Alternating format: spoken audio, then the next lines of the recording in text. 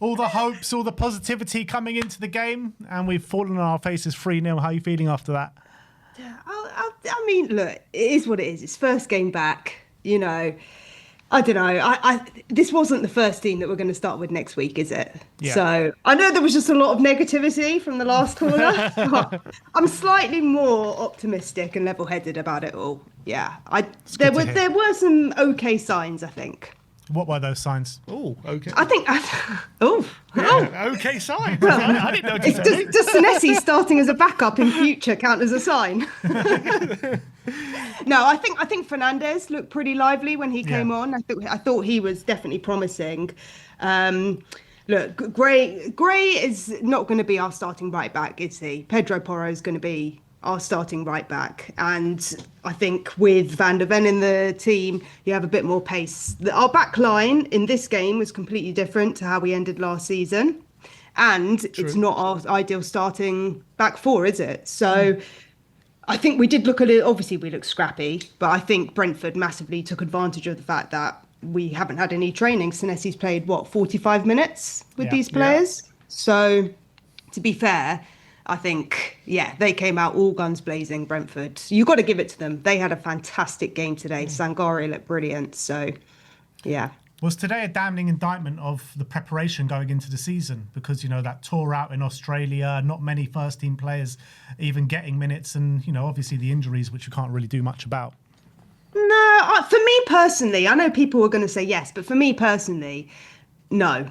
For me personally, I don't think it's the end of the world. I think that, look, we're going to have a new front forward next week, right? Yeah. If you get in the three players that you want, which De Zerbi wants, we know he wants Gakpo, Savinho and Marmoush, and I think it's going to be revolutionary, We were completely toothless up front. Richie can't hold up a ball for love nor money. And unfortunately, at times you could see there was a lot of space behind, but really the ball should have been going to Gallagher or the playmaker, and then Richie, sitting higher up the pitch. But he was playing quite deep. So I can see why De Zerbi did it. I just think that we still don't have the personnel there. And I think next week, you're not going to see players that we had on pre-season. It is going to be a completely different side. Mikey Moore he's not ready, Mikey Moore. Unfortunately, and I don't know if he's ever going to be at that level, but going to Cologne certainly isn't going to do any harm. He had three best chances of the game, and just passed it to the keeper, which was incredibly frustrating. So, I bet he's going to be kicking himself. Yeah, I think one of them forced a really good save. Maybe the third one forced a good save out of the keeper. But, the credit to him, at least he was getting there to get those chances, because not many other players were actually getting chances. Well, the issue we had was Tell was being doubled up, right? And there was no one in the middle helping Tell out. I don't know where Gallagher was. That was a reflection, right? Why Gallagher got pulled at half-time. Yeah. Bergvall and Gallagher, they're both not good enough. Both not. And look, on another day, when Maddison is fit, he starts. I think 100%. If Fernandez is fit, I know Stell was saying Fernandez should have started, but he's obviously not match ready. Exactly. Otherwise, I think he is first choice. I just think we heard that he had a bit of a niggle. So I just think that this was De Zerbi protecting the players in the same way that he's protecting Van der Ven and Pedro Porro, But look, we clearly lack a number 10.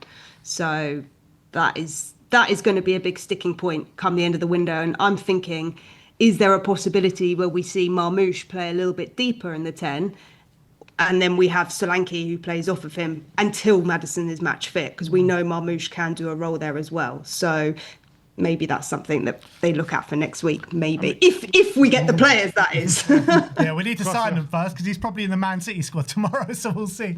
De Zerbi gets what De Zerbi wants. You're right about that. There's obviously a lot of excuses for what happened today, of reasons we can explain why the performance was so bad. But for you, was there anything you saw in the game from either De Zerbi or certain players that did genuinely worry you, like going forward?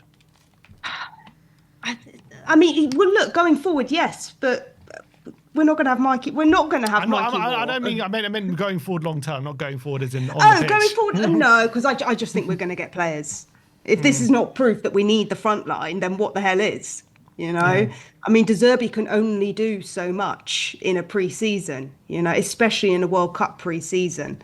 So I'm not overly worried. I just think, guys, we finished 17th, and we got to be realistic. It is going to take time to rebuild that confidence, get our, as De Zerbi was saying, instill this soul within the team, because you turn up against a team. Brentford is a settled team, right? They've got a lot of stability. They're just reinforcing, and so they're in a completely different place to where we are.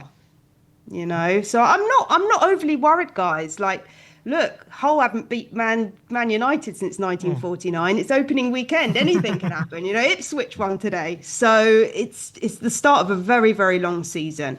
And I think we're just going to have patience. And I know we are Spurs fans, so we don't like that, because we're forever living for that moment, right? But Yeah.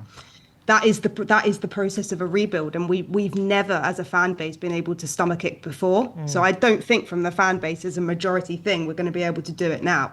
We just have to trust that it is going to take time. This was definitely the worst performance under De Zerbi that we've seen since he came to the club.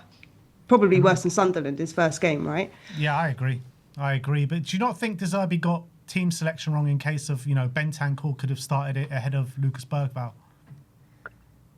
Maybe, but look, at the end of the day, he came out and told us yesterday in the embargoed section that he had faith in Bergvall, and Bergvall was going to stay this season. So he also might have seen something in training and had to back his decision.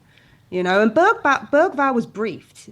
At the end of the day, he gave Bergvall the opportunity to show himself, to say, look, if you want to stay and fight for your place, this is what you need to do. Show us what you did in training. And he didn't, which just proves where Bergvall is at. I don't think that's necessarily the fault of De Zerbi. Why? Do you guys think that was maybe a mistake? I was saying before the game, I think it should be Bentancur and Tonali alongside each other, because, you look at the back four, not much pace there, and they're all four players that's never played with each other. So there's always going to be a lack of cohesion there, lack of pace there. So I just felt like we needed a bit more screening of that back four, and I think that's what came to pass, particularly in the first half. Yeah, but I do think, though, if you have Tonali and Fernandes, i.e.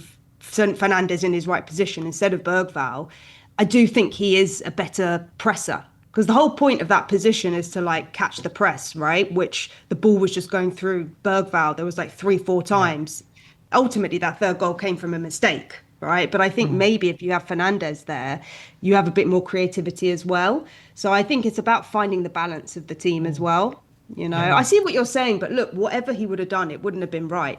Because we looked more settled. I was just talking about this game specifically. Obviously, moving forward, I want Tonali and Fernandes to start in the middle of the park, 100%. But just this game specifically, first game, a lot of players not ready, a lot of players there. Just give us a bit more solidity in the middle of the park. Yeah, but look, he's got to trust his players as well, They've got to step up to it. And Bentancur is one of them.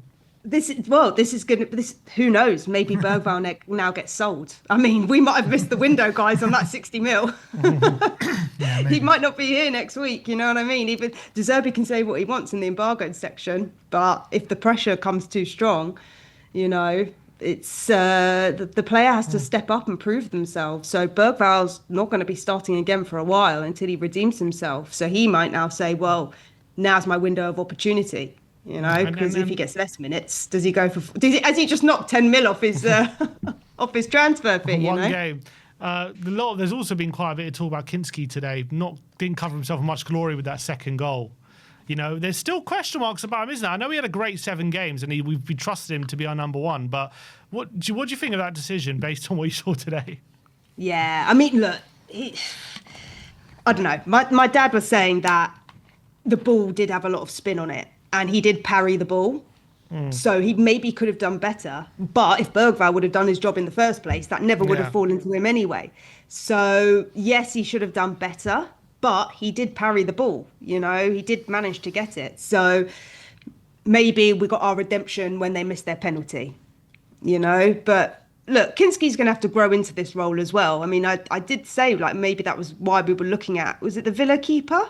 Emi Martinez. I think there were some links there, yeah. Yeah, I thought maybe there's a reason why there's still rumours floating about that. But look, Kinski's going to have to grow into it as well. He's going to have to get his confidence back as well. I think he definitely had a better second half, for sure, Kinski, for me personally. But yeah, it was shambles. Guys, after the second goal, it was just head loss. What do you think Spurs can achieve this season? Ask me after the transfer window closes. All right, I'll ask if De Zerbi gets what he wants, and then you've got to allow 8 games for us to get a run together and get confidence as a squad together, start growing as a team.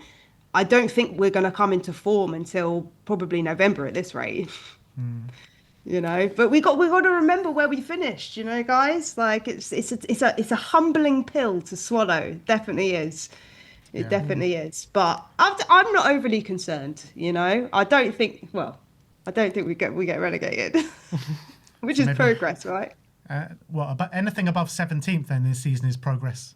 Yeah, look, guys, we're going to Charlton on Wednesday. Well, they're coming to us. Well, they beat West Ham today, whenever it was. West Ham missed a goal, penalty at the end. So anything can happen, Yeah. All right, always a pleasure to have you on, Sarah. Thanks for coming on. Cheers, guys. Keep Nice to up see the you, faith, guys. Keep the faith. We're going to get the signings. Don't worry. Absolutely.